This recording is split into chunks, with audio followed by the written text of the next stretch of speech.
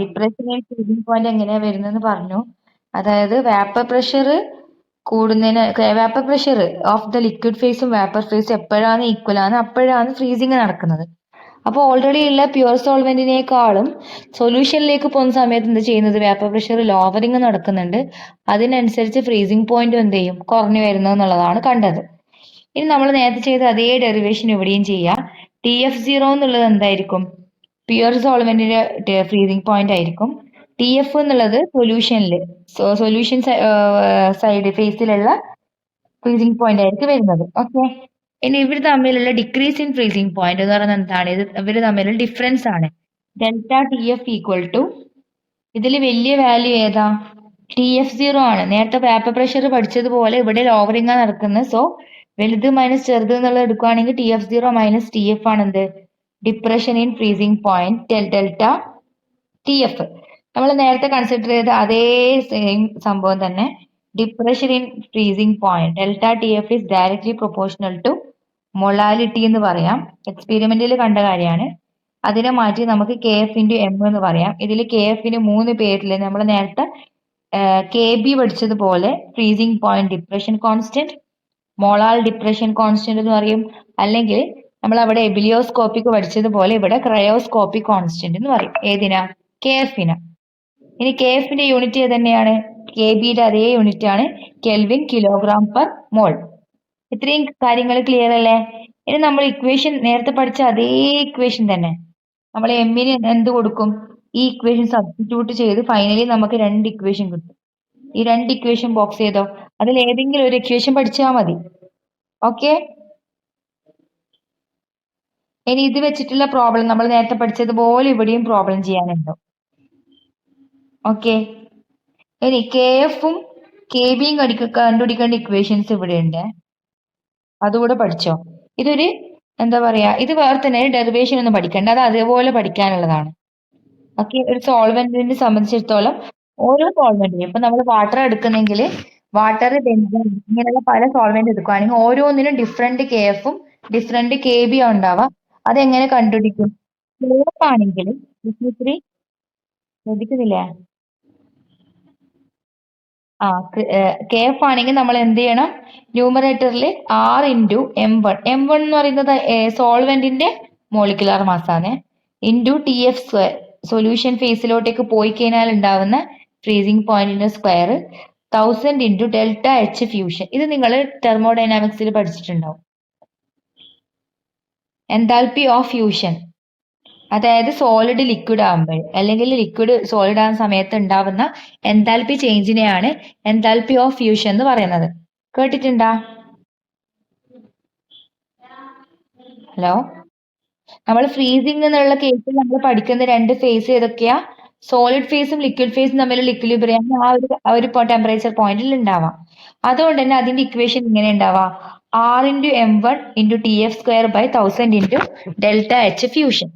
ഇനി KB ആകുന്ന സമയത്ത് അവിടെ ലിക്വിഡും ഗ്യാസും ഉണ്ടാവാം. അപ്പൊ നേരത്തെ പഠിച്ച അതേ ഇക്വേഷൻ തന്നെ, R-ന് മാറ്റിയില്ല, M1-ന് മാറ്റിയില്ല, 1000-ന് മാറ്റിയില്ല. എവിടെയാ മാറ്റം വരുന്നത്, TF² പകരം എന്ത് കൊടുക്കുക, TB² എന്ന് കൊടുക്കുക. ഇനി ഡെൽറ്റ H ഫ്യൂഷന് പകരം ഇവിടെ ലിക്വിഡ് ഗ്യാസ് ആവുന്ന എൻതാൽപ്പി ചേഞ്ച് ആയതുകൊണ്ട് എൻതാൽപ്പി ഓഫ് വാപ്പറൈസേഷൻ ഡെൽറ്റ H വാപ്പറൈസേഷൻ കൊടുക്കാം. അപ്പൊ ഏതെങ്കിലും ഒരു ഇക്വേഷൻ പഠിച്ചാൽ മതി, അതിൽ KF പഠിച്ചു കഴിഞ്ഞാൽ KB-യും കിട്ടും. ക്ലിയർ അല്ലേ? അങ്ങനെ ഒരു പ്രോബ്ലം വരുന്നുണ്ട്. അപ്പൊ KF-ഉം KB-യും കണ്ടുപിടിക്കാൻ ഇക്വേഷൻ പഠിച്ചു വെക്കണം. ഓക്കെ അല്ലേ? ഹലോ, ഇനി ഇത്രയും കാര്യം നമുക്ക് ഇതിൽ പഠിക്കാനുള്ളത്. മൂന്നാമത്തെ കൊലിഗേറ്റീവ് പ്രോപ്പർട്ടി ആയിട്ടുള്ള ഡിപ്രഷൻ ഇൻ ഫ്രീസിംഗ് പോയിന്റ്. ഇത് പെട്ടെന്ന് കഴിയാൻ കാരണം എന്താ, നമ്മൾ നേരത്തെ പഠിച്ച എലിവേഷൻ ഓഫ് ബോയിലിംഗ് പോയിന്റിന്റെ പോലത്തെ സിമിലർ ഡെറിവേഷൻ തന്നെ ഇതിലും വരുന്നത്. പ്രത്യേകിച്ച് എടുത്ത് പഠിക്കാനുണ്ടാ, സെയിം പഠിത്തം തന്നെ. TBക്ക് പകരം TF വരും, KBക്ക് പകരം KF വരും, അത്രയും മാറ്റേ ഉള്ളൂ. പിന്നെ മാറ്റം വരുന്നത് നമ്മൾ നേരത്തെ എഴുതിയ ഡെൽറ്റ TB ഈക്വൽ ടു മാറിപ്പോയത്, ഡെൽറ്റ TB ഈക്വൽ ടു നമ്മൾ എന്താ പഠിച്ചേ, TB മൈനസ് TB0 ആണ്. പക്ഷെ ഡെൽറ്റ TF എങ്ങനെ എഴുതേണ്ടത്, നേരെ തിരിച്ചിട്ടാണ്, TF0 മൈനസ് TF. ഈ കാര്യം തെറ്റിക്കാതിരുന്നാൽ മതി. ഓക്കെ, ഇനി ഇതുമായിട്ട് ബന്ധപ്പെട്ട ഒരു പ്രോബ്ലം ആണ്, രണ്ട് പ്രോബ്ലം ചെയ്യാനുണ്ട്. ഒന്ന് എക്സാമ്പിൾ 1.9. അതിൽ ക്വസ്റ്റ്യൻ വായിച്ചിട്ട് നമുക്ക് പ്രോബ്ലത്തിലോട്ടേക്ക് സൊല്യൂഷനിലോട്ടേക്ക് പോകാം. 45 gram of ethylene glycol C2H6O2 is mixed with 600 gram of water. ഇതില് സൊല്യൂട്ട് ആയിട്ട് വരുന്നത് ആരാ? എത്തിലീൻ ഗ്ലൈക്കോൾ ആണ്. അത് ഏതിലേക്കാണ് ഡിസോൾവ് ചെയ്യിക്കുന്നത്? വാട്ടറിലേക്കാണ് ഡിസോൾവ് ചെയ്യുന്നത്. രണ്ടിന്റെയും മാസ് തന്നിട്ടുണ്ട്, W1 ഉം W2 ഉം തന്നിട്ടുണ്ട്. Okay, calculate the freezing point depression and the freezing point of the solution. ആദ്യം നമ്മൾ എന്ത് കണ്ടുപിടിക്കണം? ഡെൽറ്റ ടി എഫ് കണ്ടുപിടിക്കണം. ഫ്രീസിംഗ് പോയിന്റ് ഡിപ്രഷൻ ആണ് ആര്? Delta T F. Delta T F എങ്ങനെ കണ്ടുപിടിക്കും? സിമ്പിൾ കണ്ടുപിടിച്ചൂടെ? Delta T F equal to K F into M. Molality കണ്ടുപിടിക്കേണ്ട എല്ലാ ഡാറ്റയും തന്നിട്ടുണ്ട്. അപ്പൊ ആദ്യം നമുക്ക് എന്ത് കണ്ടുപിടിക്കാം? മൊളാലിറ്റി കണ്ടുപിടിച്ചൂടെ? Number of moles of solute divided by mass of solvent in kilogram. ഇതിൽ number of moles of solute കിട്ടാൻ എന്ത് ചെയ്താൽ മതി? അതിന്റെ given mass by molecular mass കൊണ്ട് ഡിവൈഡ് ചെയ്താൽ മതി. അങ്ങനല്ലോ. ആദ്യം എന്ത് കണ്ടുപിടിക്കണം? മോളിക്കുലാർ മാസ് കണ്ടുപിടിച്ച് എത്തിലീൻ ഗ്ലൈക്കോളിന്റെ മോളിക്കുലാർ മാസ് എത്ര കിട്ടുന്നു നോക്കിയാട്ടെ. അതിന്റെ മോളിക്കുലാർ ഫോർമുല അതിലുണ്ട്, C2H6O2. അത് എത്ര കിട്ടുന്നു പറഞ്ഞേ? കാൽക്കുലേറ്റ് ചെയ്തിട്ട്.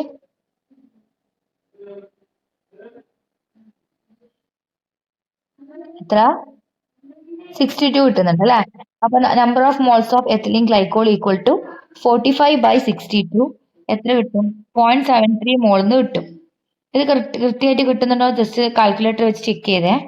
കിട്ടുന്നില്ലേ? ഇനി അടുത്തത് മാസ് ഓഫ് വാട്ടറിന് എന്താക്കി മാറ്റണം? കിലോഗ്രാമിലോട്ടേക്ക് മാറ്റാൻ വേണ്ടിയിട്ട് 1000 കൊണ്ട് ഡിവൈഡ് ചെയ്തിട്ടുള്ള കാൽക്കുലേഷൻ ആണ് ഇത്. ഇനി ഇതെന്ത് ചെയ്താൽ മതി? ഈ രണ്ട് വാല്യൂ ഡിവൈഡ് ചെയ്താൽ നമുക്ക് എന്ത് കിട്ടും? മൊളാലിറ്റി ഓഫ് എത്തിലീൻ ഗ്ലൈക്കോൾ കിട്ടും. അത് 1.2 കിട്ടുന്നുണ്ടോ എന്ന് കാൽക്കുലേറ്റ് ചെയ്ത് നോക്കിയേ.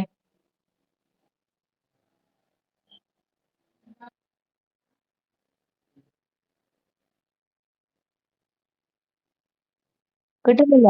കിട്ടുന്നുണ്ട്. ഓക്കെ, ഇനി എന്താ കണ്ടുപിടിക്കേണ്ടത്? മൊളാലിറ്റി അറിയാം. Delta T F equal to, ഇതിൽ കെ എഫ് തന്നിട്ടുണ്ടോ? കെ എഫ് ഈ ക്വസ്റ്റ്യൻ തന്നിട്ടില്ല, കാരണം ഇതിന് മേലെ ഒരു ടേബിൾ ഉണ്ട്. ഈ ടേബിളിൽ കെ എഫ് കൊടുത്തത് കൊണ്ടാണ് കെ എഫ് ക്വസ്റ്റ്യൻ തരാനുള്ളത്. കെ എഫ് ഇതിൽ തന്നെ കണ്ടുപിടിക്കാൻ. വാട്ടറിന്റെ വാല്യൂ എത്ര വരുന്നത്? 1.86 കാണുന്നില്ലേ? K F. ഓക്കെ, അപ്പൊ അതാണ് ഇവിടെ അപ്ലൈ ചെയ്തിട്ടുള്ളത്. അത് പഠിക്കണ്ട, അതില്ലേ ടേബിള് മുകളിലുള്ളോണ്ട് സൊല്യൂഷൻ ക്വസ്റ്റ്യനിൽ തരാത്ത. ക്വസ്റ്റ്യനിൽ എന്തായാലും തരും, പേടിക്കണ്ട കേട്ടാ. അപ്പൊ ഞാൻ പഠിക്കുന്ന സമയത്ത് എനിക്ക് ഇപ്പൊ പെട്ടെന്ന് സ്ട്രൈക്ക് ആയത്, എന്നെ പണ്ട് CHM പഠിപ്പിച്ച ടീച്ചർ ഉണ്ട്. അപ്പൊ ഇതേപോലെ എനിക്ക് ഇതേ ഡൗട്ട് ഉണ്ടായിന്. അങ്ങനെ കെ എഫ് തരാണ്ട് കാൽക്കുലേറ്റ് ചെയ്യാൻ പറഞ്ഞു. അപ്പൊ ടീച്ചർ പറഞ്ഞു, മുകളിൽ ഇങ്ങനെ ടേബിൾ വാല്യൂസ് തരുന്ന സമയത്ത് അതിന്റെ ശേഷിയുള്ള പ്രോബ്ലത്തിൽ ചിലപ്പം വാല്യൂസ് കൊടുക്കൂല, അതിനർത്ഥം എക്സാമിൽ തരില്ല എന്നല്ല. ഓക്കെ, അപ്പൊ 1.86 എന്തുകൊണ്ട് മൾട്ടിപ്ലൈ ചെയ്താൽ നമുക്ക് എന്ത് കിട്ടും? ഡെൽറ്റ ടി എസ് കിട്ടില്ലേ? 1.86 ഇൻറ്റു ഇപ്പം കിട്ടിയ 1.2 മൊളാലിറ്റി ചെയ്തപ്പോ 2.2K എന്ന് എന്ത് കിട്ടും? 2.2 കെൽവിൻ എന്നുള്ളതാണ് ഡിപ്രഷൻ ഇൻ ഫ്രീസിംഗ് പോയിന്റ്. നമുക്ക് കണ്ടുപിടിക്കേണ്ടത്, രണ്ടാമത് കണ്ടുപിടിക്കേണ്ടത് ഫ്രീസിംഗ് പോയിന്റ് ടി എഫ് ആണ് കണ്ടുപിടിക്കേണ്ടത്. ടി എഫ് ഈക്വൽ ടു നമുക്ക് കണ്ടുപിടിച്ചൂടെ? Delta T F equal to T F 0 minus T F. അങ്ങനെയാണെങ്കിൽ ടി എഫ് ഈക്വൽ ടു എന്താ? T F 0 minus delta T F. അപ്പൊ ഒരു ഡൗട്ട് വരും, ടി എഫ് 0 തന്നിട്ടില്ലല്ലോ, വാട്ടറിന്റെ ടി എഫ് എത്രയാന്ന് അറിയില്ലേ? ഫ്രീസിംഗ് പോയിന്റ് എത്രയാ? 0 ഡിഗ്രി സെൽഷ്യസ് ആണ്. അത് കെൽവിനിലോട്ടേക്ക് മാറ്റുമ്പോൾ നമുക്ക് എത്ര കിട്ടും? 273.15 കെൽവിൻ കിട്ടും. അതിൽ നിന്ന് 2.2 കെൽവിൻ കുറച്ച് കഴിഞ്ഞാൽ നമുക്ക് എന്തും കിട്ടും? ടി എഫും കിട്ടും. അതാണ് ടെക്സ്റ്റ് ബുക്കിൽ ഇവിടെ ചെയ്ത ഡിഫറൻസ് കണ്ട. 273.15 ആരാണ് മാർക്ക് ചെയ്ത് വെച്ചോ? ടി എഫ് 0 ഡിഗ്രി സെൽഷ്യസ് ആണത്, അതിനെ കെൽവിനിലോട്ടേ കൺവേർട്ട് ചെയ്തതാണ്. അപ്പൊ ഫൈനലി 270.95 കെൽവിൻ എന്നുള്ളതാണ് എന്ത്? Freezing point of the solution of ethylene glycol in water. ഈ പ്രോബ്ലം ക്ലിയർ അല്ലേ? രണ്ടാമത്തെ പ്രോബ്ലം നമ്മൾ കണ്ടുപിടിക്കേണ്ടത് മോളാർ മാസ് M2 ആണ് കണ്ടുപിടിക്കേണ്ടത്. അപ്പൊ ആ ഇക്വേഷൻ ആണ് ഇവിടെ അപ്ലൈ ചെയ്യേണ്ടത്. അതിന് വേണ്ടി തന്ന ഡാറ്റാസ് നോക്കിയേ. ഏതോ ഒരു സൊല്യൂട്ട്, അൺനോൺ സൊല്യൂട്ട് ആണ്, അത് 1 gram എടുത്തിട്ടുണ്ട്, അത് 50 gram ബെൻസീനിൽ ഡിസോൾവ് ചെയ്തിട്ടുണ്ട്. ആ സമയത്ത് ഫ്രീസിംഗ് പോയിന്റ് എന്ത് ചെയ്തു? 0.4 കെൽവിൻ വെച്ച് കുറഞ്ഞു. അതായത് ഡെൽറ്റ ടി എഫിന്റെ വാല്യൂ തന്നിട്ടുണ്ട് അല്ലേ? ഡെൽറ്റ ടി എഫ് എത്രയാന്ന് അറിയുന്നുണ്ട്. എത്ര വാല്യൂ വെച്ച് കുറയുന്നെന്നാ പറയുന്നത്? 0.40 വാല്യൂ വെച്ച് കുറയുന്നെന്ന് പറഞ്ഞാൽ അതിന്റെ അർത്ഥം അതാണ് ഡെൽറ്റ ടി എഫ്. ഓക്കെ. പിന്നെ പറഞ്ഞിട്ടുണ്ട് freezing point depression constant K എഫിന്റെ വാല്യൂ തന്നിട്ടുണ്ട്. കണ്ട, ഇവിടെ കെ എഫിന്റെ വാല്യൂ തന്നില്ലേ? ഇനി എന്താ കണ്ടുപിടിക്കേണ്ടത്? Find the molar mass of the solute. അപ്പൊ M2 ഈക്വൽ ടു ഇക്വേഷൻ നമ്മൾ നേരത്തെ ബോക്സ് ചെയ്ത ഇക്വേഷൻ ഇല്ല, അത് പഠിക്കണേ. M2 ഈക്വൽ ടു എന്താ ഇക്വേഷന്? ഈ ഇക്വേഷനിൽ എന്ത് ചെയ്യുക? വാല്യൂ സബ്സ്റ്റിറ്റ്യൂട്ട് ചെയ്യുക. കെ എഫ് തന്നിട്ടുണ്ട്, W2 1 ഗ്രാം തന്നിട്ടുണ്ട്, 1000 കൊണ്ട് മൾട്ടിപ്ലൈ ചെയ്യണം. ഡെൽറ്റ ടി എഫ് എത്ര തന്നിട്ടുണ്ട്? 0.40 കെൽവിനാ തന്നിട്ടുണ്ട്. W1 തന്നിട്ടുണ്ട് 50 ഗ്രാം. ഇതൊക്കെ സബ്സ്റ്റിറ്റ്യൂട്ട് ചെയ്തിട്ട് ടെക്സ്റ്റ് ബുക്കിലുള്ള സൊല്യൂഷൻ കിട്ടുന്നുണ്ടോ നോക്കിയാട്ടെ. ഒന്ന് പെട്ടെന്ന് ചെയ്തേ കൃഷ്ണശ്രീ. നമ്മൾ ഇവിടെ തന്ന എല്ലാ വാല്യൂവും അപ്ലൈ ചെയ്തിട്ട് നിനക്ക് ഫൈനലി 256 അറൗണ്ട് കിട്ടുന്നുണ്ടോ നോക്കിയേ. ചെയ്യേ. ഒരു 2 മിനിറ്റ് തരാം, പെട്ടെന്ന് ചെയ്ത് നോക്കിയോ.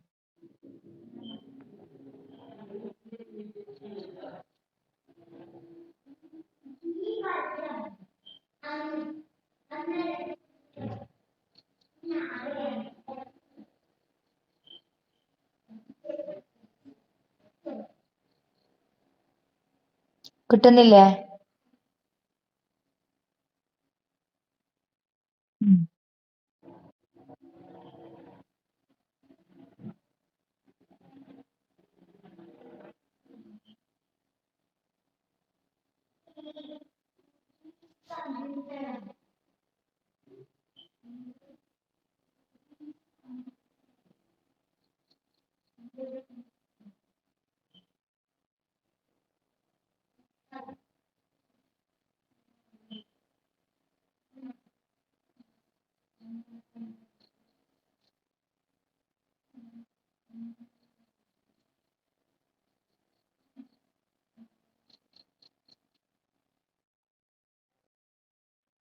കിട്ടുന്നില്ലേ? ഓക്കെ, 256 കിട്ടുന്നുണ്ട്. ഇനി അടുത്ത നാലാമത് നമുക്ക് ഒരു കൊലിഗേറ്റീവ് പ്രോപ്പർട്ടിയും കൂടിയേ പഠിക്കാനുള്ളൂ. ഏതാ അത്?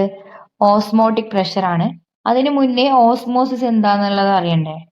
എന്താ നോർമലി ഓസ്മോസിസ് എന്ന് പറയുന്നത്?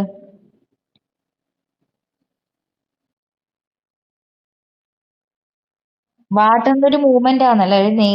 ഒരു തിൻ മെംബ്രെയിൻ ഉണ്ടാവുകയാണെങ്കിൽ വാട്ടർ ഒരു സൈഡിൽ നിന്ന് മറ്റൊരു സൈഡിലേക്ക് മൂവ് ചെയ്യാന്നുള്ളതാണ് ഓസ്മോസിസ് എന്ന് പറയുന്നത്.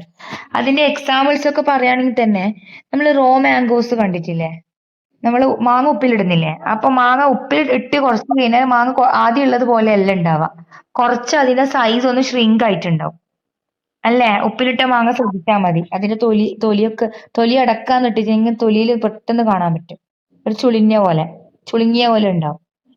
അതേപോലെ ചില ഫ്ലവേഴ്സ് അല്ലെങ്കിൽ നമ്മൾ ചില എന്താ പറയാ, നമ്മൾ മരത്തിന്റെ കൊമ്പ് മുറിച്ചിട്ട് കുറച്ച് ദിവസം അവിടെ വെച്ചിട്ട് പിന്നെ നമ്മളത് വെള്ളത്തിൽ വെച്ച് കഴിഞ്ഞാലില്ലേ, അത് റിവൈവ് ചെയ്യുന്ന കാണാൻ പറ്റും. ശ്രദ്ധിച്ചിട്ടുണ്ടോ?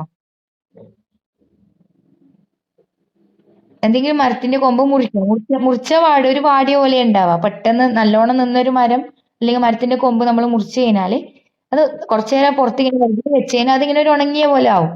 ആ ഉണങ്ങുന്ന ആ ഒരു ടൈം അത് എടുത്തിട്ട് വെള്ളത്തിൽ വെക്കാം. ഒരു ബോട്ടിലോ ഏതെങ്കിലും ഒരു വെസലിലോ വെള്ളം നിറച്ച് അതിൽ വെച്ച് കഴിഞ്ഞാല് പെട്ടെന്ന് ആദ്യം ഉള്ളത് പോലെ ആയി വരുന്ന പറ്റും.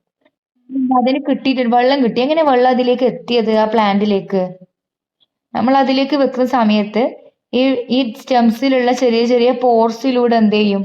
ഈ വാട്ടർ എന്ത് ചെയ്യും? താഴേന്ന് മുകളിലേക്ക്, നിങ്ങൾ സൈലൊക്കെ പഠിച്ചിട്ടില്ലേ? അതിലേക്ക് കൂടി എന്ത് ചെയ്യും? വാട്ടർ ട്രാൻസ്പോർട്ട് നടക്കുന്നത്. അതായത് വാട്ടർ ഒരു ഭാഗത്ത് മറ്റൊരു ഭാഗത്തേക്ക് എന്ത് ചെയ്ത് ട്രാൻസ്പോർട്ട് ചെയ്തു. അപ്പൊ അവിടെയൊക്കെ നടക്കുന്ന എന്താണ്? ഓസ്മോസിസ് ആണ് നടക്കുന്നത്. ഓക്കെ. ഓക്കെ. അപ്പൊ ഇതിലൊക്കെ എന്തുണ്ട്? നമ്മൾ കാണുന്നത് പോലെയല്ല ഓരോ ഒബ്ജക്റ്റിലും ചെറിയ ചെറിയ മെംബ്രെയിൻസ് ഉണ്ട്. ചെറിയ ചെറിയ മെംബ്രെയിൻസ് ഞാൻ നേരത്തെ പറഞ്ഞതുപോലെ പോറസ് ആവാം. പ്ലാന്റ്സിലൊക്കെ ഉള്ളത് പോറസ് മെംബ്രെയിനാ. പോർസ് ഉണ്ടാവാം.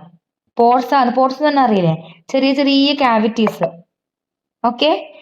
നമുക്ക് അത്രത്തോളം എന്താ പറയാ, അത്രത്തോളം വിസിബിൾ ആവണമെന്നില്ല. ചെറിയ ചെറിയ കാവിറ്റീസ് ആയിരിക്കും. അങ്ങനെയുള്ള നേരിയ ചെറിയ ചെറിയ ഓപ്പണിങ്സിനൊക്കെ നമ്മൾ മെംബ്രെയിൻസ് എന്ന് പറയും. ഓക്കെ. സെല്ലോഫെയിൻ മെംബ്രെയിൻസ് ഒക്കെ കേട്ടിട്ടുണ്ടോ? നിങ്ങള് ബയോളജി കേട്ടിട്ടുണ്ടോ? നിങ്ങളെ ബയോളജിന്റെ പിന്നെ കുറെ പോർഷൻ കട്ടായോണ്ട് കേട്ടിനോന്ന് പറയാൻ കഴിയില്ല.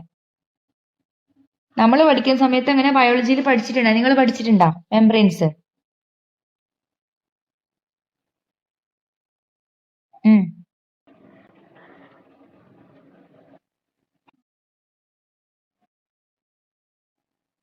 അല്ല, എല്ലാ പാർട്സിനും കവറിങ് ഉണ്ടാവും. അപ്പൊ ഓരോ ഒരു സെല്ല് അടുത്ത സെല്ലിലേക്ക് എന്ന് പറയുമ്പോൾ ഒരു കമ്പാർട്ട്മെന്റ് പോലെ ഉണ്ടാവാം. കുറെ സെല്ലുകൾ ഉണ്ടാവുമല്ലോ. നിങ്ങൾ സെൽ എന്നുള്ള ചാപ്റ്റർ പഠിച്ചിട്ടുണ്ടെങ്കിൽ കുറെ സെല്ലുകൾ ഉണ്ടാവും. ഓരോ സെല്ലിന്റെ അടിയിൽ ചെറിയ ചെറിയ കമ്പാർട്ട്മെന്റലൈസേഷൻ ഉണ്ടാവും. അപ്പൊ അവിടെ ചെറിയ ചെറിയ പോർസ് അങ്ങനെയുള്ള കാര്യങ്ങൾ. അപ്പൊ അതാണ് ഒരു സെല്ലിൽ നിന്ന് മറ്റൊരു സെല്ലിലേക്ക് എന്ന രീതിയിൽ ട്രാൻസ്പോർട്ട് ഈ ചെറിയൊരു മെംബ്രെയിനിലോട്ടേ നടക്കാം. നിങ്ങൾ സെൽ മെംബ്രെയിൻ കേട്ടിട്ടുണ്ടാവില്ലേ? സെല്ലിനെ കവർ ചെയ്യുന്ന സംഭവം, സെല്ലിനെ റാപ്പ് ചെയ്തിട്ടുള്ളത്. അപ്പൊ ഓരോ സെല്ലിന് ചുറ്റിലും ഓരോ മെംബ്രെയിൻസ് ഇല്ലേ? അപ്പൊ ഓരോ മെംബ്രെയിൻസ് വഴി ഇപ്പൊ നമ്മൾ വാട്ടർ ഒരിടത്തുനിന്ന് മറ്റൊരിടത്തേക്ക്, ഇപ്പം സ്റ്റെമ്മിന്റെ കേസ് തന്നെ എടുക്കുവാണെങ്കിൽ സ്റ്റെമ്മിൽ എത്ര സെല്ലുകൾ ഉണ്ട് അല്ലെ? ഓരോ സെല്ലും കടന്നിട്ടല്ലേ മറ്റൊരു സെല്ലിലേക്ക് എത്തുന്നത്. അപ്പൊ അവിടെ എങ്ങനെയാ വാട്ടർ മൂവ് ചെയ്യുന്നത്? ത്രൂ മെംബ്രെയിൻസ് ആണ്.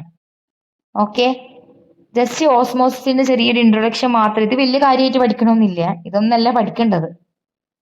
ഓക്കെ, ഓസ്മോസിസ് എന്താന്ന് വെച്ചാൽ ഡെഫിനിഷൻ ടെക്സ്റ്റ് ബുക്കിലുണ്ട്, അതൊന്ന് മാർക്ക് ചെയ്തോ. Solvent molecules will flow through the membrane from pure solvent to solution. This process of flow of solvent is called osmosis. Okay? അതായത് നമ്മൾ ഇപ്പൊ എടുത്ത കേസിൽ വെസലിൽ നമ്മൾ വാട്ടർ വെച്ചു, അതിൽ നമ്മൾ സ്റ്റെമ്മ് വെച്ചു, ഉണങ്ങാനായ സ്റ്റെമ്മ്. ഓക്കെ, ഉണങ്ങാനായ സ്റ്റെമ്മ് എന്ന് പറയുമ്പോൾ അതിൽ വാട്ടർ കണ്ടന്റ് കുറഞ്ഞത് കൊണ്ടല്ലേ അത് ഉണങ്ങാനായത്. അപ്പൊ ഏറ്റവും കൂടുതൽ പ്യുവർ ഫ്രഷ് വാട്ടർ ഉള്ള ഏരിയ ഏതാ? ഈ വെസലിൽ നല്ല ഫ്രഷ് വാട്ടർ ഉണ്ട്. വാട്ടറിന്റെ കോൺസെൻട്രേഷൻ എവിടെയാ കൂടുതൽ? സ്റ്റെമ്മിലാണോ അല്ല ഇത് വെസലിലാണോ ഉള്ളത്? വെസലിലല്ലേ. അപ്പൊ കൂടിയ വാട്ടറിന്റെ കോൺസെൻട്രേഷൻ എവിടെയാണോ കൂടുതൽ, ആ കൂടിയ കോൺസെൻട്രേഷനിൽ നിന്നും കുറഞ്ഞ കോൺസെൻട്രേഷനിലേക്കുള്ള വാട്ടറിന്റെ ട്രാൻസ്പോർട്ടിനെ എന്ത് പറയാം? ഓസ്മോസിസ് എന്ന് പറയാം. ഓക്കെ, അങ്ങനെ മനസ്സിലാക്കിയാൽ മതി. അതാണ് പ്യുവർ സോൾവെന്റ് സൊല്യൂഷൻ എന്ന് പറയുന്നത്. കാരണം സൊല്യൂഷനിൽ സോൾവെന്റിന്റെ അളവ് കുറവായിരിക്കൂലേ? പ്യുവർ സോൾവെന്റ് ഇപ്പം നമ്മൾ 1 ലിറ്റർ എടുത്തെന്ന് വിചാരിക്കാം. ഓക്കെ, അതേ 1 ലിറ്റർ ഒരു സൊല്യൂഷൻ എടുത്തതിനാല് ആ 1 ലിറ്റർ സൊല്യൂഷനിൽ മുഴുവനും സോൾവെന്റ് ആയിരിക്കൂലല്ലോ, കുറച്ച് സൊല്യൂട്ടും ഉണ്ടാവില്ലേ? അപ്പം പ്യുവർ സോൾവെന്റിനേക്കാളും സോൾവെന്റ് കോൺസെൻട്രേഷൻ എവിടെ കുറവാ? സൊല്യൂഷനിൽ കുറവാ. അതാണ് അങ്ങനെ ഒരു ഡെഫിനിഷൻ അവിടെ കൊടുത്തിട്ടുള്ളത്. രണ്ട് രീതി നമുക്ക് ഡിഫൈൻ ചെയ്യാം. Flow of solvent molecules from higher concentration to lower concentration region. Pure സോൾവെന്റിന്റെ മൂവ്മെന്റ് എങ്ങനെയുള്ള മൂവ്മെന്റ്? അതിന്റെ ഹൈ കോൺസെൻട്രേഷൻ റീജിയനിൽ നിന്ന് ലോ കോൺസെൻട്രേഷൻ റീജിയനിലേക്ക് മൂവ് ചെയ്യുന്നതിനെ നമ്മൾ എന്ത് പറയും? ഓസ്മോസിസ് എന്ന് പറയും. വേണമെങ്കിൽ ചെറിയ പോയിന്റ് ആയിട്ട് എവിടെ എഴുതി വെച്ചോ, സൈഡിലെങ്ങാനും. ഓക്കെ,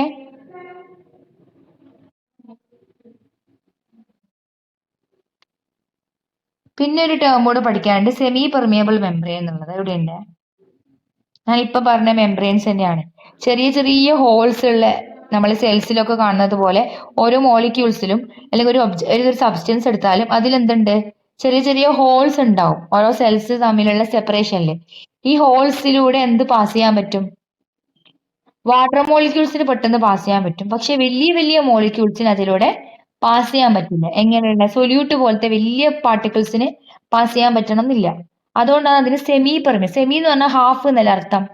സെമി, നിങ്ങൾ സെമി സർക്കിൾ, ഹെമിസ്ഫിയർ എന്നൊക്കെ പറയുന്നില്ലേ? സ്ഫിയറിന്റെ പകുതി ഹെമി. അതേപോലെ സെമി പെർമിയബിൾ എന്ന് പറഞ്ഞാൽ എന്താ? കംപ്ലീറ്റ്ലി പെർമിയബിൾ അല്ല, ഒരു എന്താ പറയാ, ഒരു ഹാഫ് ഹാഫ് എന്ന് പറയുന്നത് പോലെ.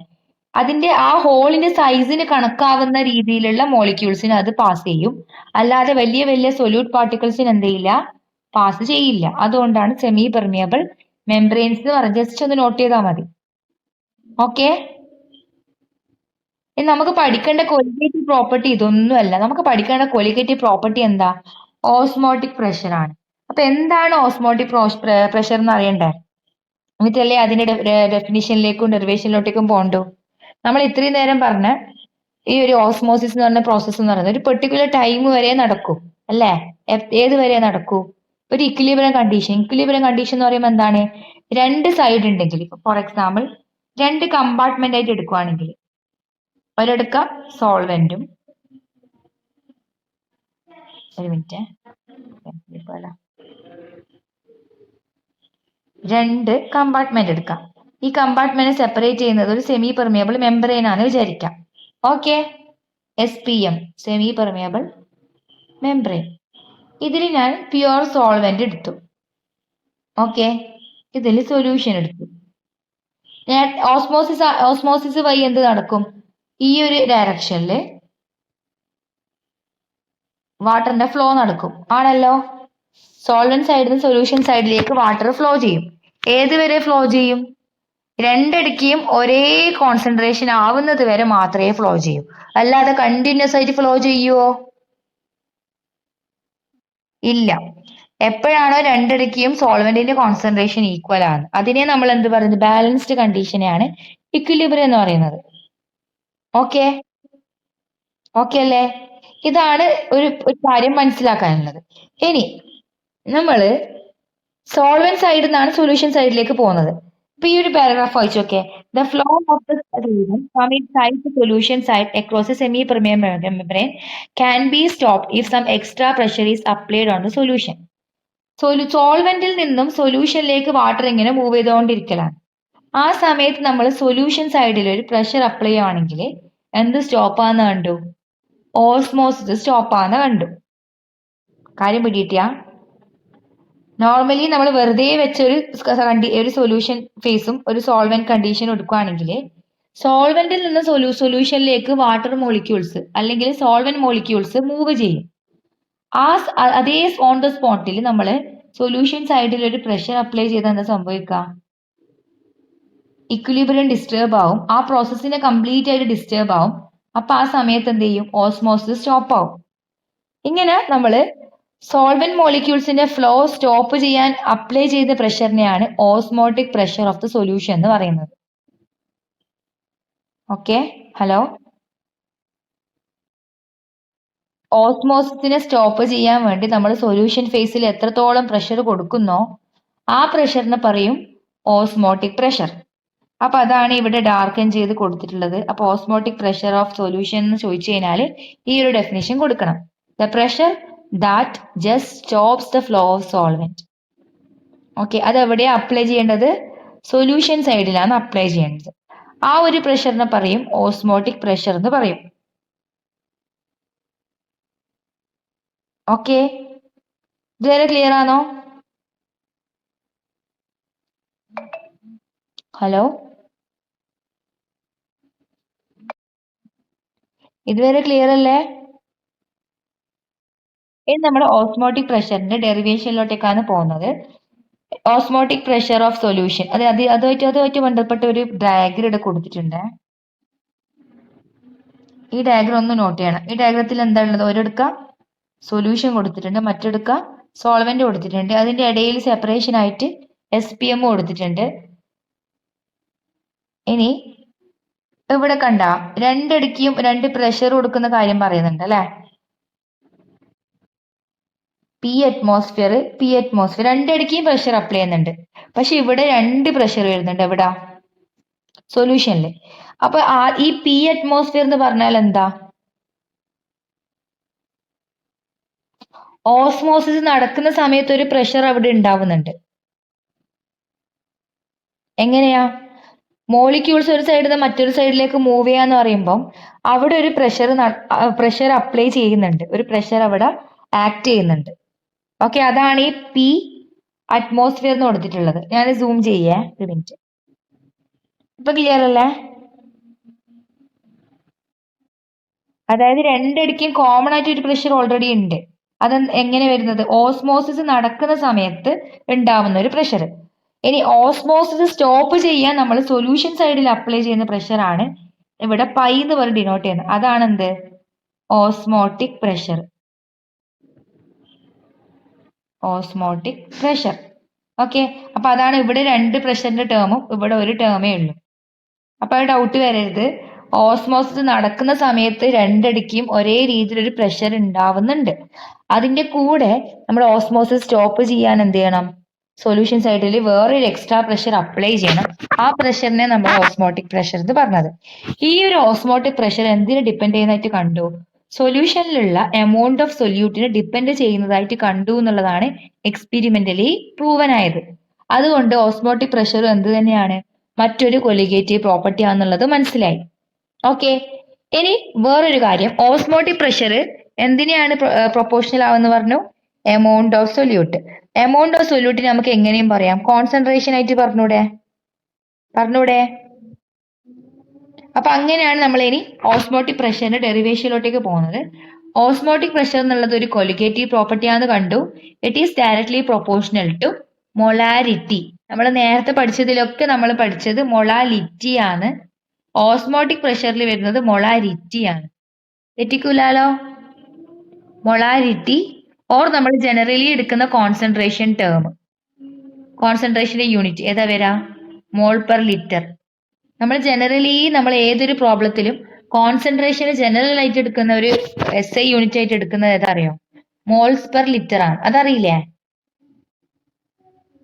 Hello, okay. അപ്പൊ അതാണ് ഇവിടെ മൊളാലിറ്റിക്ക് ശരിക്കും നമ്മൾ ക്യാപിറ്റൽ M ആണ് ഡിനോട്ട് ചെയ്യുക. നമുക്ക് എമ്മിന് പകരം എന്തും കൊടുക്കാം, സിയും കൊടുക്കാം. അപ്പൊ കൺഫ്യൂഷൻ ആവരുത് എന്തുകൊണ്ട് മൊളാലിറ്റിക്ക് സി കൊടുത്തു എന്നുള്ളത്. ഓക്കെ, അപ്പൊ എന്താ കണ്ടത്? പൈ എന്ന് പറയുന്നത് എന്താണ്? Osmotic pressure directly proportional to molarity C. നമ്മൾ എമ്മിന് പകരം എന്ത് കൊടുക്കുന്നു? സി കൊടുത്തു. ഇനി ഈ ഒരു ഇക്വേഷന് ഈക്വൽ ടു കൊടുക്കുമ്പോൾ അവിടെ ഒരു കോൺസ്റ്റന്റ് വരും, അതാണ് RT ഇൻറ്റു സി. അതാണ് ഇവിടെ CRT എന്ന് എഴുതിയത്. അപ്പൊ കൺഫ്യൂഷൻ ആവരുതേ. CRT എന്താന്നുള്ളത്, അതിൽ R എന്ന് പറയുന്നത് യൂണിവേഴ്സൽ ഗ്യാസ് കോൺസ്റ്റന്റ്, T എന്നുള്ളത് ആബ്സൊല്യൂട്ട് ടെമ്പറേച്ചർ. ഇതുവരെ ക്ലിയർ ആണോ? ഇതിൽ വലിയൊരു ഡെറിവേഷൻ ഒന്നും വരുന്നില്ല, സിമ്പിൾ ആണ്. ഹലോ, ഇനി നമ്മൾ ഈ സി എന്ന് പറയുന്ന കോൺസെൻട്രേഷൻ, അത് മൊളാരിറ്റി ആണ്. മൊളാരിറ്റി എന്താണ്? Number of moles by volume of solution. അതാണ് ഇവിടെ N2/V എന്ന് കൊടുത്തിട്ടുള്ളത്. സിക്ക് പകരം നമുക്ക് N2/V എന്ന് കൊടുത്തൂടെ? N2 എന്നുള്ളത് number of moles of solute, V എന്നുള്ളത് volume of solution in litre. Okay, clear അല്ലേ? ഇനി ഒന്നുകൂടെ നമുക്ക് മാറ്റി എഴുതാം. ഈ V എന്നുള്ള ടേം നമുക്ക് ഇപ്പുറത്തോട്ടേക്ക് കൊടുത്തൂടെ? V ഡിവൈഡഡ് ബൈ ലാണുള്ളത്, അത് എന്തായി? πV ആയിട്ട് മാറി. ഇനി N2 നെ മാറ്റി നമുക്ക് എങ്ങനെ എഴുതാം? W2/M2 എന്ന് എഴുതിക്കൂടെ? അതാണ്, ആ ഒരു എക്സ്പ്രഷൻ ആണ് ഇവിടെ വന്നിട്ടുള്ളത്. N2 ന് പകരം W2/M2 വന്നു. ഇനി ഈ രണ്ട് ഇക്വേഷൻസ് ആണ് നമുക്ക് ഇനി പ്രോബ്ലത്തിലേക്ക് അപ്ലൈ ചെയ്യാനുള്ളത്. ഒന്നെങ്കിൽ πV ഈക്വൽ ടു എന്നുള്ള ഇക്വേഷൻ പഠിക്കാം, അല്ലെങ്കിൽ M2 ഈക്വൽ ടു. ഓക്കെ, ഏതെങ്കിലും ഒന്ന് പഠിച്ചാൽ തന്നെ എന്ത് കിട്ടും? M2 ഈക്വൽ ടു കിട്ടുമല്ലോ.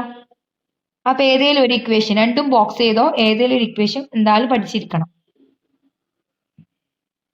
ഓക്കെ അല്ലെ? ഇത്രയാണ് ഓസ്മോട്ടിക് പ്രഷറിൽ വരുന്നത്. ഹലോ, ഇനി ഓസ്മോട്ടിക് പ്രഷറിന്റെ ഒരു അപ്ലിക്കേഷൻ ഇവിടെ പറയുന്നുണ്ട്. ഇവിടെ കണ്ടാൽ മതി, പാരഗ്രാഫ് മാർക്ക് ചെയ്തോ. Osmotic pressure method has advantage on other methods as pressure measurement is around the room temperature and the molarity of solution is used instead of molality. നമ്മൾ നേരത്തെ പഠിച്ച 3 കൊലിഗേറ്റീവ് പ്രോപ്പർട്ടിയിൽ നിന്ന് മാറി വന്ന് നോക്കുകയാണെങ്കിൽ ഓസ്മോട്ടിക് പ്രഷറിൽ നമ്മൾ മൊളാരിറ്റിന്റെ ഡിപ്പെൻഡൻസ് പറയുന്നത് കൊണ്ട് തന്നെ മൊളാരിറ്റി നമുക്ക് പെട്ടെന്ന് കണ്ടുപിടിക്കാം. എന്തുകൊണ്ടാ? മൊളാരിറ്റി എന്ന് പറയുന്നത് number of moles by volume ആണ്. മറ്റെടുക്ക് എന്താ വരുന്നത്? Number of moles by mass ആണ്. സോൾവെന്റ് എന്ന് പറയുമ്പോൾ ഒരു ലിക്വിഡ് അല്ലേ? ലിക്വിഡിന്റെ നമുക്ക് വോളിയം പെട്ടെന്ന് കണ്ടുപിടിക്കാൻ പറ്റും, മാസ് കണ്ടുപിടിക്കാൻ ബുദ്ധിമുട്ടാണ്. വേറെ വേറെ മെത്തേഡ്സ് ഒക്കെ വെക്കേണ്ടി വരും. അപ്പൊ ഏതാ എളുപ്പം? മൊളാലിറ്റി ആണോ മൊളാരിറ്റി ആണോ കണ്ടുപിടിക്കാൻ എളുപ്പം? മൊളാരിറ്റി അല്ലേ? അതുകൊണ്ട് ഓസ്മോട്ടിക് പ്രഷറിന് അതിൻ്റെതായ അപ്ലിക്കേഷൻസ് ഉണ്ട്. അത് ഒന്ന് എന്ന് പറയുന്നത് നമ്മൾ ഓൾറെഡി എല്ലാത്തിലും അപ്ലൈ ചെയ്യുന്നത് പോലെ മോളാർ മാസ്, അൺനോൺ ആയിട്ടുള്ള ഒരു സൊല്യൂട്ടിന്റെ മോളാർ മാസ് കണ്ടുപിടിക്കാൻ നമുക്ക് യൂസ് ചെയ്യാം. നമ്മൾ നേരത്തെ കണ്ടുപിടിച്ചിട്ടുണ്ട് അല്ലെ? M2 ഈക്വൽ ടു എന്നിട്ട് ഒരു ഇക്വേഷൻ ഇല്ല, എല്ലാത്തിലും ഉണ്ടല്ലോ. അതേപോലെ തന്നെ ഇവിടെയുണ്ട്. പക്ഷെ എന്താ വ്യത്യാസം എന്ന് പറയുന്നത്, ചെറിയ ചെറിയ സൊല്യൂട്ട് പാർട്ടിക്കിൾസിന്റെ കേസിൽ മാത്രമേ നമുക്ക് എന്ത് അപ്ലൈ ചെയ്യാൻ പറ്റൂ? നമ്മൾ നേരത്തെ പഠിച്ച ഡിപ്രഷൻ ഇൻ ഫ്രീസിംഗ് പോയിന്റിന്റെ എക്സ്പ്രഷന്, എലിവേഷൻ ഓഫ് ബോയിലിംഗ് പോയിന്റിന്റെ എക്സ്പ്രഷൻ ഒക്കെ അപ്ലൈ ചെയ്യാൻ പറ്റും.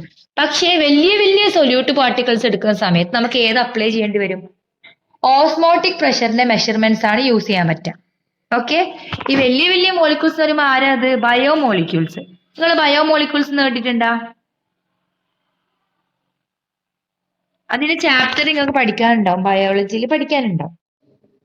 അപ്പൊ മൈക്രോ മോളിക്യൂൾസ് എന്നൊക്കെ പറഞ്ഞാൽ വലിയ മോളിക്യൂൾസ് ആണ്. പോളിമറിക് മോളിക്യൂൾസ് ആണ്. വലിയ വലിയ മോളിക്യൂൾസ് ആണ്. പോളിമർ എന്ന് പറഞ്ഞാൽ എന്താ? ചെറിയ ചെറിയ മോണോമർ ചേർന്ന് ഉണ്ടാവുന്ന വലിയ മോളിക്യൂൾ ആണ് ബയോമോളിക്യൂൾ. അപ്പൊ അങ്ങനെയുള്ള സൊല്യൂട്ടിന്റെ മോളാർ മാസ് കണ്ടുപിടിക്കാൻ നമുക്ക് ഏത് യൂസ് ചെയ്യേണ്ടി വരും? ഓസ്മോട്ടിക് പ്രഷറിന്റെ മെഷർമെന്റ്സ് യൂസ് ചെയ്യേണ്ടി വരും. ഓക്കെ, ബയോമോളിക്യൂൾസ് അതുപോലെ മറ്റു പല വലിയ വലിയ മോളിമേഴ്സ്, അതായത് സൊല്യൂബിലിറ്റി കുറഞ്ഞിട്ടുള്ള പല പോളിമേഴ്സിന്റെയും നമുക്ക് യൂസ് ചെയ്യാം? ഓസ്മോട്ടിക് പ്രഷർ മെത്തേഡ് യൂസ് ചെയ്യാം. അപ്പൊ ആ ഭാഗം ഒന്ന് മാർക്ക് ചെയ്തേ.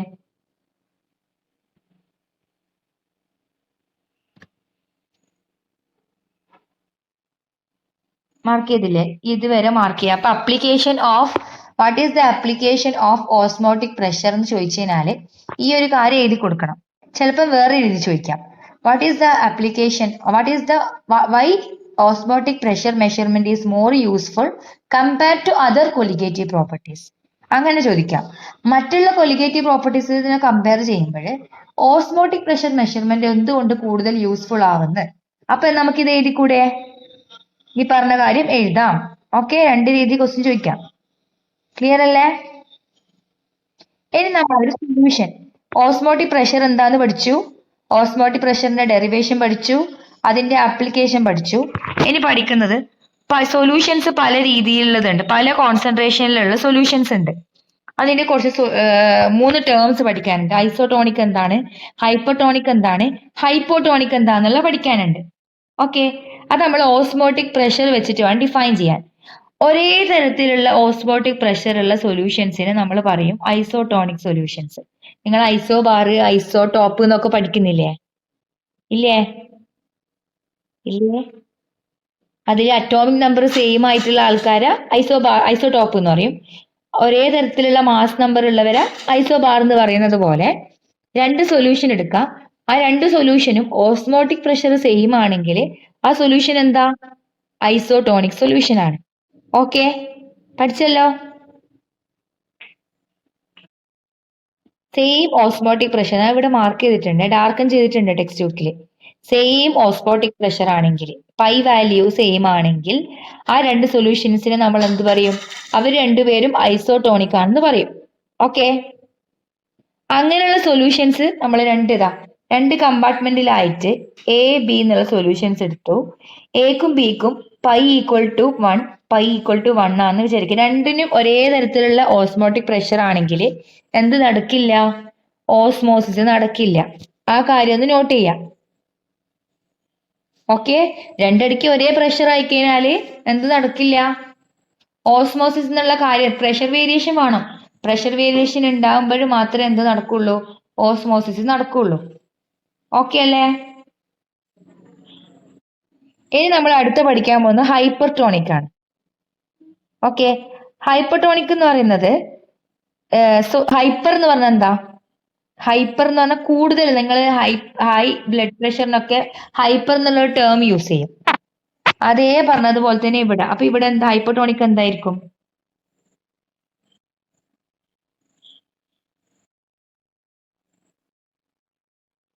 അതെ, പ്രഷർ എന്തായിരിക്കും? കൂടുതലായിരിക്കും. ഓക്കെ, പ്രഷർ നോർമലി ഉള്ള രണ്ട് സൊല്യൂഷൻ വെക്കുന്ന സമയത്ത് മറ്റേതിനേക്കാൾ കമ്പാരിറ്റീവ്ലി കൂടുതലാണെങ്കിൽ അതെന്തായിരിക്കും? ഹൈപ്പർടോണിക് ആയിരിക്കും. അതിനുള്ള ഒരു എക്സാമ്പിൾ ആണ് അവിടെ കൊടുത്തിട്ടുള്ളത്. അതായത് ഇഫ് വി പ്ലേസ് ദ, കാണുന്നുണ്ട് ടെക്സ്റ്റ് ബുക്കിൽ? ഒരു മിനിറ്റ്, എന്റെ സ്ക്രീൻ എന്താ അനങ്ങാത്തത്? ഞാൻ സ്ക്രീനിൽ എഴുതുന്നത് കാണുന്നുണ്ടാ? ഹലോ, നെറ്റ് പോയാ? ഞാൻ സ്ക്രീനിൽ എന്തെങ്കിലും എഴുതുന്നത് കാണുന്നുണ്ടോ? ഇപ്പോയോ? കാണുന്നുണ്ടോ? If we place the cells in a solution containing more than 0.9% sodium chloride, water will flow out of the cells and they would shrink. അതായത് നമ്മൾ സലൈൻ വാട്ടർ കൺസിഡർ ചെയ്യാം. ഓക്കെ, ഒരു സെല്ല്, ഏതൊരു സെല്ല് ഒരു സൊല്യൂഷനിൽ നിന്ന് പ്ലേസ് ചെയ്യാന്ന് വിചാരിക്കാം. ആ സൊല്യൂഷനിൽ സാൾട്ടിന്റെ കോൺസെൻട്രേഷൻ 0.9%-നേക്കാൾ കൂടുതലാണെങ്കിൽ, അതായത് അത്രത്തോളം അതിന്റെ മാസ് പെർസെൻറ്റേജ് കൂടുന്ന സമയത്ത് എന്ത് സംഭവിക്കും അറിയോ? നേരെ തിരിച്ച് സംഭവിക്കും. നോർമലി സോൾവെന്റ് സൈഡിൽ നിന്നല്ലേ സൊല്യൂഷനിലേക്ക് വാട്ടർ മൂവ് ചെയ്യുക. അതിന് പകരം സൊല്യൂഷൻ സൈഡിൽ നിന്ന് എന്ത് ചെയ്യും, സോൾവെന്റ് സൈഡിലേക്ക് വാട്ടർ മൂവ് ചെയ്യും. അതായത് സെല്ലിലുള്ള വാട്ടർ എന്ത് ചെയ്യും, പുറത്തോട്ടേക്ക് പോകുമെന്നർത്ഥം. അപ്പൊ സെൽ എന്ത് ചെയ്യും, ഷ്രിങ്ക് ആവും. മനസ്സിലായോ? അങ്ങനെയുള്ള സൊല്യൂഷൻസ് ആണ് ഹൈപ്പർടോണിക്, കൂടുതൽ ഓസ്മോട്ടിക് പ്രഷറുള്ള സൊല്യൂഷൻസ്. അതിൽ നമ്മൾ സെല്ലിനെ വെച്ച് കഴിഞ്ഞാൽ അതെന്ത് ചെയ്യും, ഷ്രിങ്ക് ചെയ്യും. ഓക്കെ. അതേ സ്ഥാനത്ത് ഹൈപ്പോട്ടോണിക് നേരെ ഓപ്പോസിറ്റ്, സൊല്യൂട്ടിന്റെ കോൺസെൻട്രേഷൻ കുറഞ്ഞിട്ടുള്ള ഒരു സൊല്യൂഷൻ എടുക്കാം. സലൈൻ വാട്ടർ തന്നെ എടുക്കുകയാണെങ്കിൽ 0.9% അതിൽ ആ ഒരു പെർസെൻറ്റേജിൽ കുറഞ്ഞിട്ടുള്ള കോൺസെൻട്രേഷൻ ആണ് ഉള്ളതെങ്കിൽ അങ്ങനെയുള്ള സൊല്യൂഷൻസിൽ നമ്മൾ സെല്ലിന് വെച്ച് കഴിഞ്ഞാൽ എന്താ സംഭവിക്കുക, നോർമൽ ആയിട്ടുള്ള ഓസ്മോസിസ്. എങ്ങനെയാ, സെല്ലിലേക്കാണ് വാട്ടർ ഫ്ലോ ചെയ്യുക. അപ്പൊ സെൽ എന്ത് ചെയ്യും, ഷ്രിങ്ക് ചെയ്യുന്നതിന് പകരം സ്വെല്ല് ചെയ്യും. ഓക്കെ. നമ്മൾ ഹൈപ്പോട്ടോണിക് സൊല്യൂഷനിലാണ് നോർമൽ ഓസ്മോസിസ് നടക്കുക എന്നുള്ളത് മനസ്സിലാക്കാം. ഹൈപ്പർടോണിക്കിലാണ് സെല്ല് വെക്കുന്നതെങ്കിൽ നേരെ ഓപ്പോസിറ്റാ നടക്കാം. ഹൈപ്പോട്ടോണിക് എന്ന് പറഞ്ഞാൽ എന്താ, ഓസ്മോട്ടിക് പ്രഷർ കുറവായിരിക്കും, കുറഞ്ഞ ലെവലിലേ ഉണ്ടാവും. ഹൈപ്പർടോണിക്കിൽ കൂടുതൽ ഓസ്മോട്ടിക് പ്രഷർ ഉണ്ടാവും, കൂടുതൽ സൊല്യൂട്ട് കോൺസെൻട്രേഷൻ ഉണ്ടാവും. അതിനനുസരിച്ച് അതിൽ വെക്കുന്ന ഒബ്ജക്ട്സ് എന്ത് ചെയ്യും, ഷ്രിങ്ക് ചെയ്യും. ക്ലിയർ ആയോ? ഹലോ ഹലോ, കേൾക്കുന്നില്ലേ? കൃഷ്ണശ്രീ ഒരു പിന്നെന്താ അനങ്ങാത്ത, നീ മ്യൂട്ട് ചെയ്തിട്ടുണ്ടേന്. അതിനാണ് ഹൈപ്പോട്ടോണിക് തമ്മിൽ ഡിഫറൻസ് മനസ്സിലായില്ലേ? ഡെഫിനിഷൻ പറയുമ്പോൾ പക്ഷെ നിങ്ങൾ ഈ രീതി ഞാൻ മനസ്സിലാക്കാൻ വേണ്ടിയിട്ടാണ് സൊല്യൂട്ട് കൂടുതൽ കുറവെന്നൊക്കെ പറയുന്നത്. ഡെഫിനിഷൻ നിങ്ങൾ ഈ രീതി പറയണം. A solution containing more than 0.9% sodium chloride or any other solute. 0.9%-ലും കൂടുതലുള്ള സൊല്യൂഷൻ ആണെങ്കിൽ അതെന്തായിരിക്കും, ഹൈപ്പർടോണിക് ആയിരിക്കും. അങ്ങനെയുള്ള സൊല്യൂഷൻസിൽ നമ്മൾ സെല്ലിനെ കൊണ്ടുവച്ച് കഴിഞ്ഞാൽ സെൽ എന്താ ചെയ്യുക, ഷ്രിങ്ക് ചെയ്യും. നേരെ ഓപ്പോസിറ്റ് ആണ് ഹൈപ്പോട്ടോണിക്. ഹൈപ്പോ എന്ന് പറഞ്ഞാൽ കുറവ് എന്നർത്ഥം. നിങ്ങൾ തൈറോയിഡ് തന്നെ ഹൈപ്പർ തൈറോയിഡ്, ഹൈപ്പോ തൈറോയിഡിസം എന്നൊക്കെ പഠിച്ചിട്ടില്ലേ? അതേപോലെ ഹൈപ്പോട്ടോണിക്കില് ലെസ് ദാൻ 0.9% സൊല്യൂട്ട് മാത്രമേ ഉണ്ടാവൂ. അതുകൊണ്ട് തന്നെ അങ്ങനെയുള്ള സെല്ലുകളിൽ നോർമൽ ഓസ്മോസിസ്, അതായത് സെല്ലിലേക്കാണ് വാട്ടർ ഫ്ലോ ചെയ്യുക. അതുകൊണ്ട് തന്നെ സെല്ല് എന്ത് ചെയ്യും, സ്വെല്ല് ചെയ്യും. ഹൈപ്പർടോണിക്കിൽ സെല്ലിൽ നിന്ന് പുറത്തേക്കാണ് പോകുന്നത്. സെല്ല് ഒരു സൊല്യൂഷൻ ഫേസിലല്ലേ ഉള്ളേ, ആ സൊല്യൂഷൻ ഫേസിൽ നിന്ന് അതെന്താ ചെയ്യുന്നത്, ആ വാട്ടർ മോളിക്യൂൾ സൊല്യൂഷൻ ഫേസിൽ നിന്ന് തന്നെ പുറത്തോട്ടേക്ക് പോവുകയാണ് ചെയ്യുന്നത്. മനസ്സിലായ? നേരത്തെ ഓപ്പോസിറ്റ്. ഓക്കെ. അപ്പൊ ഇത്രയും കാര്യമാണ് ഓസ്മോട്ടിക് പ്രഷർ എന്നുള്ള കൊളിഗേറ്റീവ് പ്രോപ്പർട്ടിയിൽ പഠിക്കാനുള്ളത്. അപ്പൊ കൊളിഗേറ്റീവ് പ്രോപ്പർട്ടി എന്നുള്ള ടോപ്പിക് ഇവിടെ കഴിഞ്ഞു. ഇനി അതുമായിട്ട് ബന്ധപ്പെട്ട ഓസ്മോട്ടിക് പ്രഷറായിട്ട് ഒരു പ്രോബ്ലം ഇവിടെ കൊടുത്തിട്ടുണ്ട്. അതായത് 200 centimetre cube of A aqueous solution of A protein contains 1.26 gram of protein. അതായത് ഒരു അക്വസ് സൊല്യൂഷൻ, പ്രോട്ടീന്റെ സൊല്യൂഷൻ ആണ് എടുത്തിട്ടുള്ളത്. ആ സൊല്യൂഷന്റെ വോള് തന്നിട്ടുണ്ട് എത്രയാ, 200 centimetre cube. 1 centimetre cube equal to പഠിച്ചിട്ടുണ്ടാ 1 ml ആണ്. അറിയില്ലേ? അറിയില്ലാന്നുണ്ടെങ്കിൽ നോട്ട് ചെയ്തോ. 1 centimetre cube equal to 1 ml. 1 ml equal to 1/1000 litre. Okay. അപ്പൊ ഇങ്ങനെയാണ് വോളത്തിന് നമ്മൾ ലിറ്ററിലോട്ടേക്ക് മാറ്റാം. സെന്റിമീറ്റർ ക്യൂബ് എന്ന് കണ്ടാൽ അത് മനസ്സിലാക്കിയാൽ മതി, അത് എന്ത് മില്ലി ലിറ്റർ ആണ്. ഓക്കെ. ഇനി osmotic pressure of such A solution at 300 kelvin is, temperature തന്നിട്ടുണ്ട് 300 കെൽവിൻ ആണ്. അതിന്റെ ഓസ്മോട്ടിക് പ്രഷർ പൈ വാല്യൂ എത്ര, 2.7 - 3 ബാർ.